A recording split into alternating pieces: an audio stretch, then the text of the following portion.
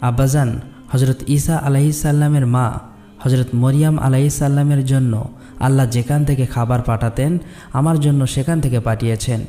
তখন আমার নবী বুঝতে পেরেছেন আল্লাহ রাব্বুল আলামিন ফাতেমার জন্য জান্নাতি খাবার পাঠিয়েছেন। তখন আমার নবীজি হজরত ফাতেমা রাদিয়াল্লাহু তাআলা আনহা এবং হজরত আলী রাদিয়াল্লাহু তাআলা আনহু, হাসান হুসাইন সবাই মিলে পেট ভরে খাবার খেলেন। এত সুস্বাদু খাবার খেয়ে মা ফাতেমা রাদিয়াল্লাহু তাআলা আনহা আল্লাহ রাব্বুল আলামিনের দরবারে শুকরিয়া আদায় করলেন। ফাতেমা লক্ষ্য করলেন তাদের সবার খাবার শেষেও অনেক খাবার অবশিষ্ট রয়ে গিয়েছে। তখন মা ফাতেমা পাড়া প্রতিবেশীকে ডেকে সমস্ত খাবারগুলো তাদের সবাইকে দিয়ে দিলেন।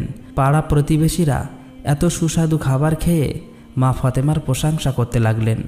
একদা হজরত আবু বকর রাদিয়াল্লাহু তাআলা আনহু এবং হজরত উমর রাদিয়াল্লাহু তাআলা আনহু 3 দিন ধরে কোথাও খুঁজে নবীজিকে পাচ্ছিল না।